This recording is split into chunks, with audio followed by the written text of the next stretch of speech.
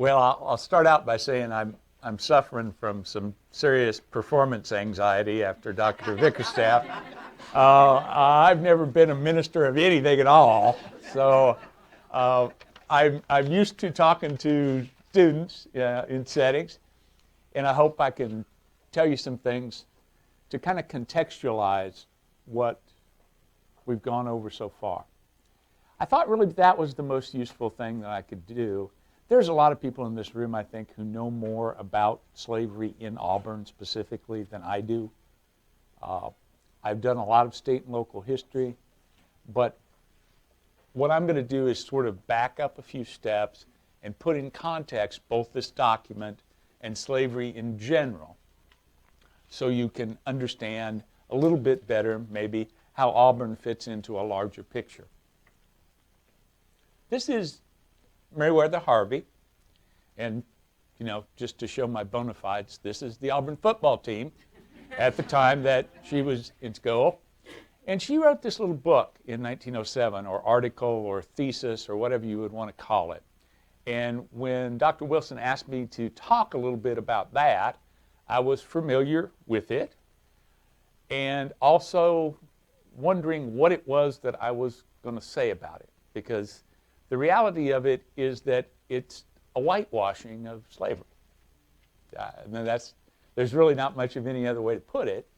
The stuff that is said in there, and a lot of it's correct, and a lot of it's not unique to Auburn. When you talk about what sort of houses people lived in, what kind of food they ate, those sorts of things, that's true of people on cotton plantations from the Atlantic to the Brazos. Now, there's nothing specific about that. But some of the impressions you get, I think, are very much incorrect, and we need to talk about it a little bit.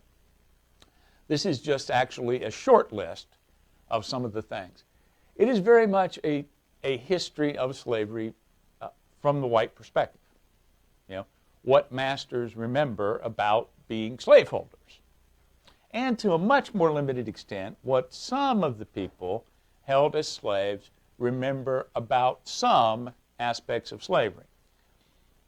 With all this evidence from people whose parents were slaves or who were themselves slaves, ex-slaves, that you gather in the start of the 20th century, you need to remember a very basic thing. Ms. Harvey was writing in a South that was segregated. In the South, where people were lynched, not quite literally every day of the week, but pretty close to that in some years. So when you were going around as a white person, however nice Ms. Harvey may have been, and asking black folks, well, you want to tell me something about slavery? And then they, of course, were going to tell everything they ever knew and thought, right? Complete, unvarnished truth. Maybe not. So some of the remembrances that people use from some of these earlier, we'll talk more about this in a minute, it's not that they're making these things up, it's that they themselves created a situation in which was tailor-made for black folks to tell them what they wanted to hear and what it was safe to tell. Okay?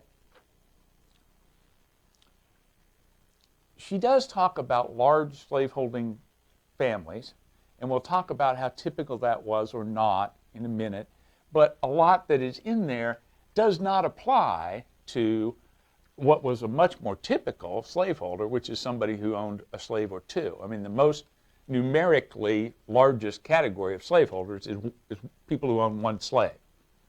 So when she's talking about people who own 50 or 60 or 70 or 100 or 150 slaves, that's not most slaveholders, even in this part of the South. A lot of the early history of slavery was simply about how white folks treated black folks, how well they treated them overall. That was what you didn't talk about spirituals, you didn't talk about resistance, you didn't talk about a lot of the things that we talked about today. You talked about how well people were fed, as if being fed was the only thing there was to life. Okay? To be a slave was to be punished in 100 different ways every day of your life.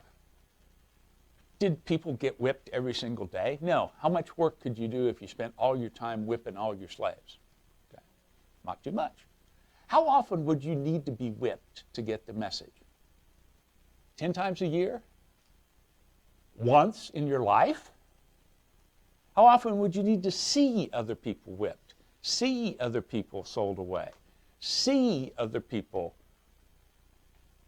buried in holes in the ground? Those of you who've watched Django will get that reference. The answer is not all that often to realize that this could, in fact, happen. Upper-class white folks throughout the history of the South, you go all the way back to colonial Virginia, they like to blame anything that people might criticize about the treatment of slaves on those lower-class white folks. The people who led the Ku Klux Klan wanted to blame the Ku Klux Klan on lower-class white folks, and guess what? They weren't lower-class white folks at the Klan. So some of this will seem pretty familiar to some of y'all. She talks in there about black foremen or drivers who were meaner than the overseers. Okay? 1/3 of planters, large slaveholders, had overseers. Most plantations in most parts of the South were run by black folks. Dr. Vickerstaff just got through talking about Mammy. Well, you had black men who also ran the field gangs. Black men who built the stuff, okay? And if you had smaller slave holdings, you didn't hire other white people to help manage the place. You relied on the slaves that you had bought or inherited or whatever to run the place with you. So one of the most basic lies about slavery that pro-slavery people put forward was that blacks were kind of childlike folks that you really couldn't rely upon, you know? Well, the whole damn South was built upon relying on black folks to do stuff, okay? I'm not going to deny that there were some folks that had very close relationships, black and white. To say that that didn't happen would just be a mischaracterization of history. But to kind of indicate, as Miss Harvey does, that this was the norm is just false. Yeah. So the point of all that was that the context for understanding what Miss Harvey is and isn't is important. And what we're really shooting for is a broader understanding. So this is a microscopic picture of coral. This is our looking at one place and one time. Well, to really understand coral, you might want to understand what it's made out of, calcium carbonate. You might understand that it's a reef that it's a part of. You might want to understand there's an ocean it's a part of. So really what I'm going to talk about is the ocean in this. What is Auburn swimming in? Okay. I have 4 or 5 things on this. Commodification, making people into things. That was the essence of slavery, the essence of chattel slavery. Turning people as close as possible into things, into items of merchandise. And I'm going to say right now that this business about people not being bought and sold, these marvelous slaveholders that never bought a slave, never sold a slave, there may have been a few people like that, but to be a slaveholder was to sell and buy slaves. That's what it was about. And some of those very same folks, Hatcher and McGehee were the biggest slave trading firm in Columbus, Georgia. And some of those very same folks that she mentions on that front page, you go look in that book, and they're there, buying and selling slaves. Okay? Now, they may have family traditions that they never bought and sold any slaves, but how did all these folks get down here? Some of them, as Dr. Vickerstaff was talking about, moved with masters, but the domestic slave trade was upwards of 1 million people. You know? When you start at the time of the Constitution, where are most slaves? They're up in the Upper South. They're in Virginia. They're in the Chesapeake. By the time you get to the Civil War, well over half of the slaves live in the Deep South. Did all the masters just decide they were going to walk along with everybody down there? No.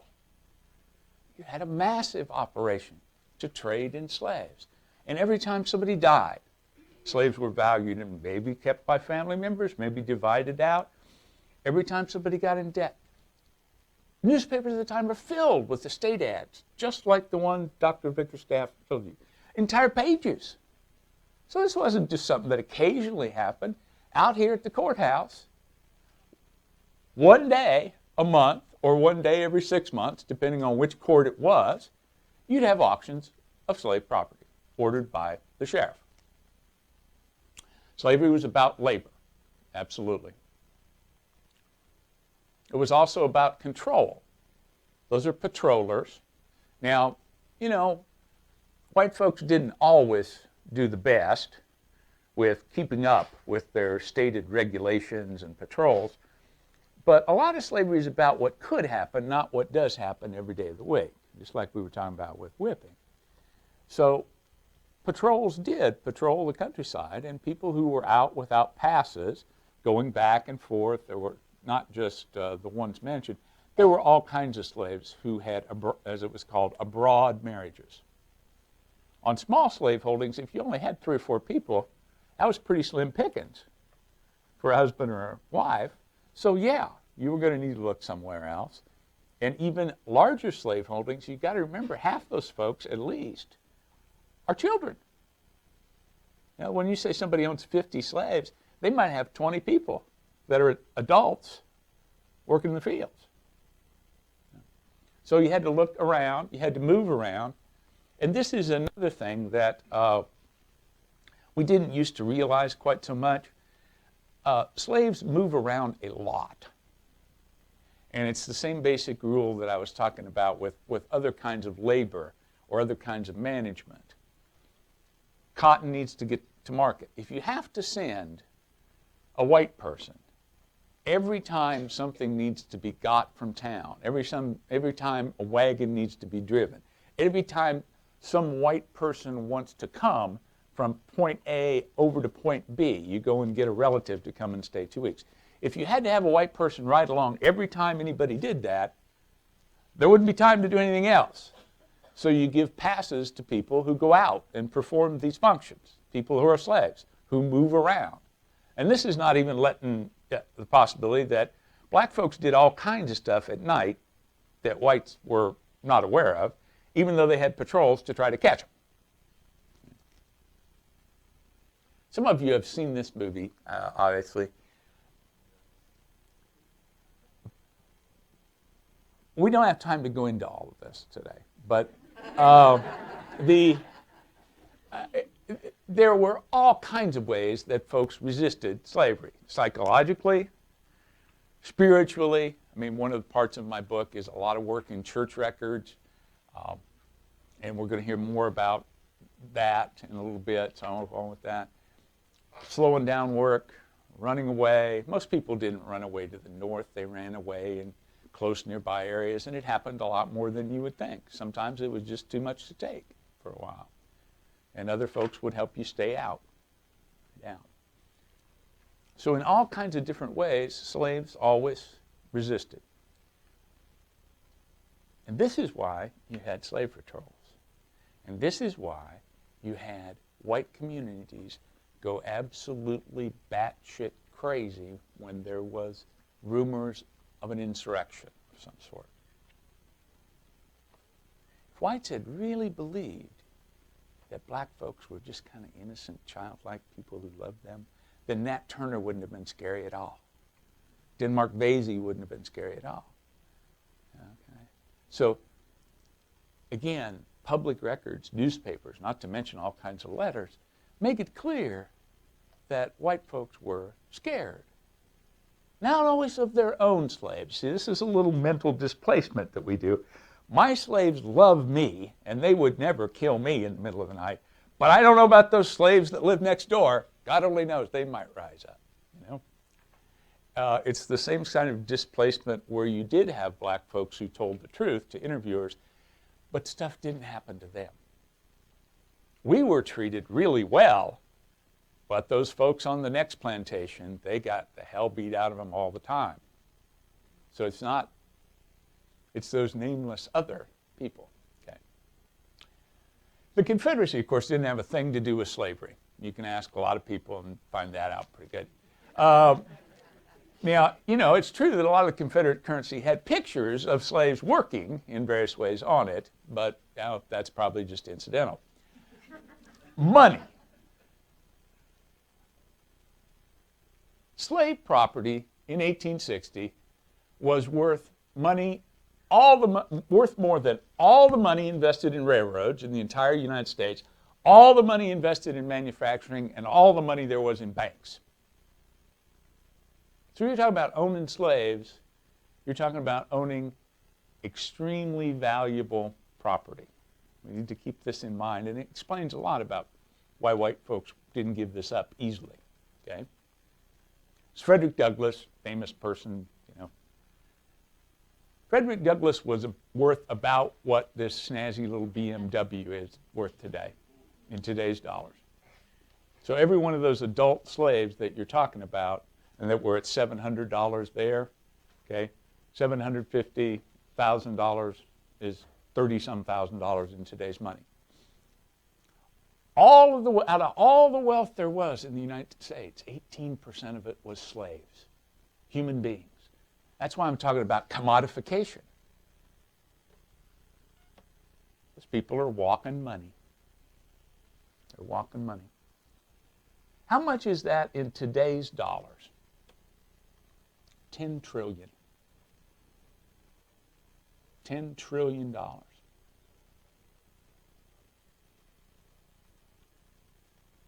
$10 trillion. $10 trillion. Okay?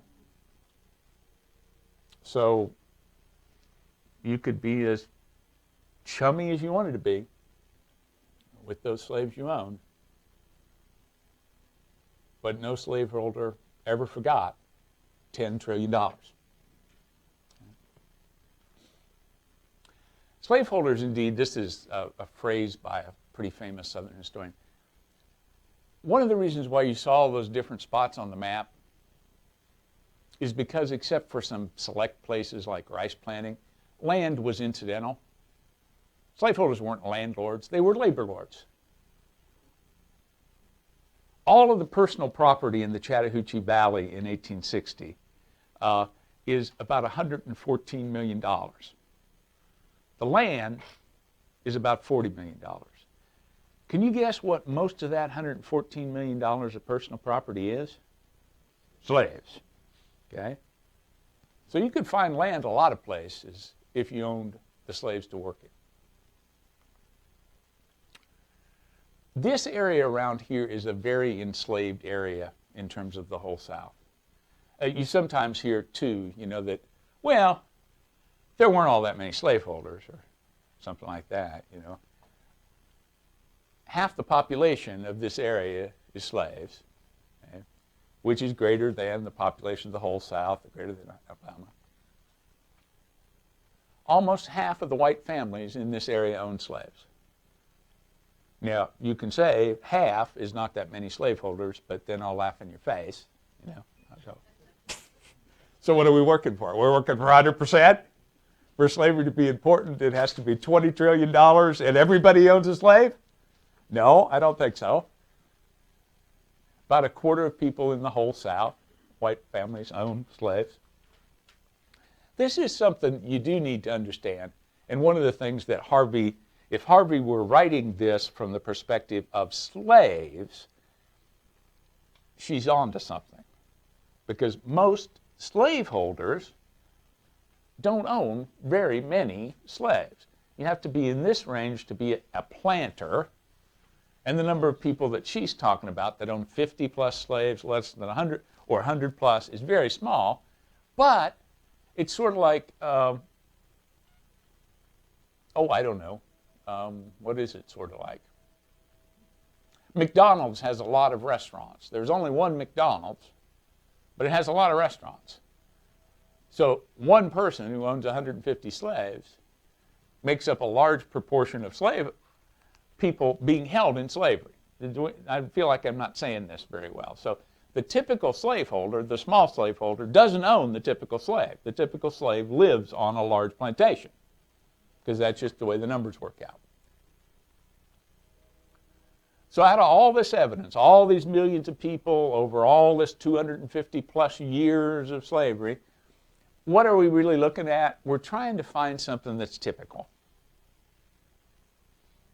And this is where Harvey and a lot of other early writers on slavery really didn't do such a good job. They were, whether deliberately or not deliberately, or it doesn't really matter, carving out a slice of truth that was nowhere near the whole truth and was nowhere near typical.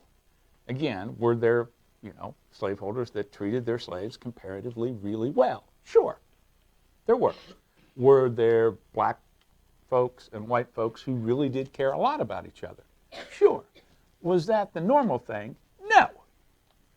The normal thing was people didn't want to be slaves, and white people really didn't give a damn what their slaves thought of them, because that wasn't the purpose of holding them as slaves. It wasn't a popularity contest. So I've got some various, these are all from people around here, Salem, Lochapoka, Auburn, Lee County generally. So this is a little, this is on the more benign side. A woman named, Old Mistress was good to her niggers. Now I should tell you that some of the interviewers, these are from the 1930 WPA slave narratives, many of the interviewers felt it necessary to try to render the interviews in some sort of dialect, okay? And there's just a lot of issues with that I'm not going to go into right now, but understand that's why this reads the way it does, and whether it bears much relationship to the way the person actually said it, or it's just the way a white person thought a black person ought to talk, especially if you're going to write it down on paper. Make sense? Okay. Old Mistress was good to her niggers.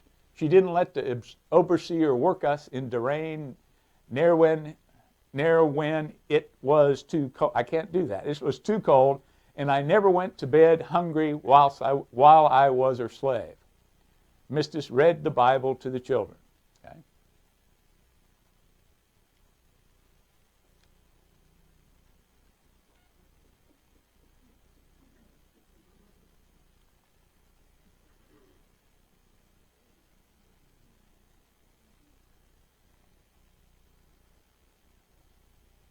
I just won't read. I'll let y'all can read.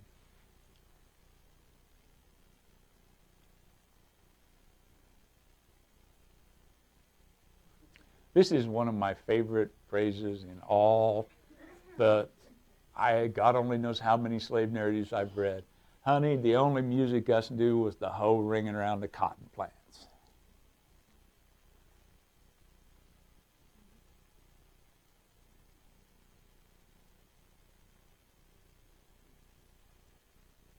So when you're looking for typicality, you got to keep in mind, there's a classic example of, a lot of people were treated badly, but not us. We were okay. There's always these two sides of a coin, that you're balancing off evidence of different types and then arriving at what is the most usual sort of thing. So anything at all you can say about slavery is true in some case. If you want to say slaves murdered their masters, yep, they did. Slaves were born in a household and they were still living after freedom 40 years with the same person who held them as slaves. Yep. Some of them were doing that too. But we got to shoot for what's the most typical sort of reaction. A couple more things.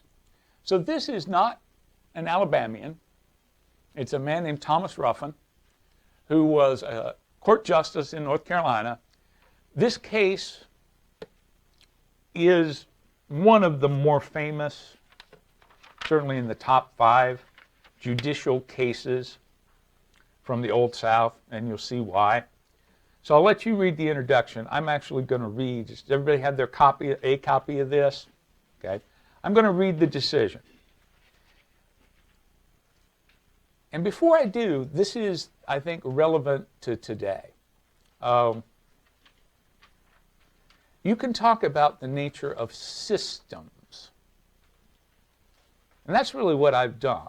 Slavery is a system, and slavery has certain realities to it that are independent of whether any particular person is a nice person or a bad person. Similar to today, where we have fewer and fewer people who, by conventional old-time standards, would qualify as racists, but we can have institutions that are deeply racist, such as our criminal justice system. It doesn't require people to actively hate other people to support systems that are discriminatory and damaging in their outcome. This is what Judge Ruffin is telling us right here. Okay? He rejects the analogy between slavery and anything else. The end is the profit of the master, his security and the public safety.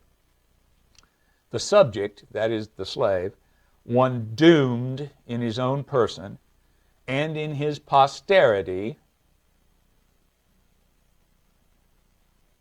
The English decided in the 1660s that for slaves you needed to reckon descent from the mother, and that all the children of slave mothers would be slaves themselves.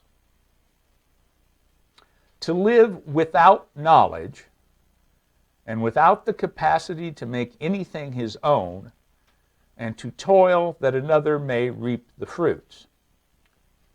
And there's no tasty hoe cake that's going to make up for that.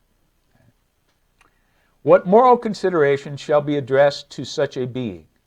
To convince him what, it is impossible, but that the most stupid must feel and know can never be true, that he is thus to labor upon a principle of natural duty, or for the sake of his own personal happiness. Such services can only be expected from one who has no will of his own, who surrenders his will in implicit obedience to that of another. To summarize that, Judge Ruffin was under no illusion that slaves like to be slaves. No illusion whatsoever. Such obedience is the consequence only of uncontrolled authority over the body. There is nothing else which can operate to produce the effect. This is the most famous line. The power of the master must be absolute to render the submission of the slave perfect. Judge Ruffin's not necessarily a bad man. He doesn't like this conclusion. I most freely confess my sense of the harshness of this proposition. I feel it as deeply as any man can. And as a principle of moral right, every person in his retirement must repudiate it. He's not under any illusion that white folks really think black folks like being slaves either. But in the actual condition of things, it must be so. There is no remedy. This discipline belongs to the state of slavery. They cannot be disunited without abrogating at once the rights of the master and absolving the slave from his subjection. It constitutes the curse of slavery to both the bond and free portions of our population. But it is inherent in the relation of master and slave. So folks could have fun. Slaves were not gloomy people for the most part. They lived in a gloomy situation, but they sang and ate and they had families and they had fun. They even had fun with white folks sometimes. But that didn't change the basic nature of the thing. And that's what we need to keep in mind as we tell our different stories. Thank you.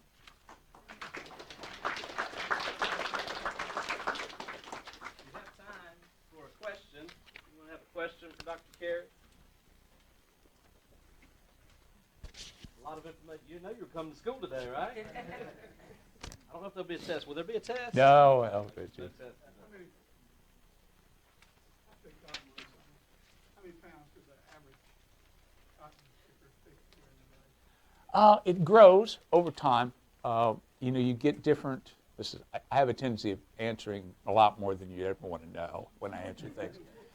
You have different varieties of cotton that are easier to pick over time, and it also depends on how hard they're being driven and whether you're picking near first opening or whether you're picking, because you didn't pick all the cotton at one time. You picked it over, didn't all come out of the bolls all at once. So by the late antebellum period, 150, 200 pounds a day, if the cotton was good open, was fairly common. Some masters offered incentives for faster picking, and if you had some sort of a contest with good incentives, and you were picking in really rich cotton areas, Mississippi, West Alabama, places like that, you could get upwards of 300 pounds a day. That's where I did some cotton picking one summer, and good cotton pickers will do about 300. My best day was 70. Yeah. So you wouldn't be good. And every once in a while, I'd pass out, and they'd just throw me on top of their cotton. And Yeah. So, and of course, there were a wide range of people picking cotton. So when you talk about 300, those were the very strongest, very best kind of pickers, which often were women, actually, because having nimble and fairly small fingers was an advantage. it's like, it amazed me what people do, because when you saw hands go to see the cotton pickers, they're like machines. Mm-hmm. Like taking the heads off the shrimp out of the people. Yeah. And of course, people who had picked a lot of cotton also had whole hands full of scars from being cut on the bolls time and time again. Any other questions? Terry? Yeah, right. He's not in here, right? He's outside. He's getting his mama ready and others for other parts of the program today, unfortunately. Okay, well, what I wanted to sort of bring forth is that I thought it was an excellent idea that he did for the young person to bring him into his family history. But I wanted to say that is typical. Everyone can do that. Yeah. Everyone can do that.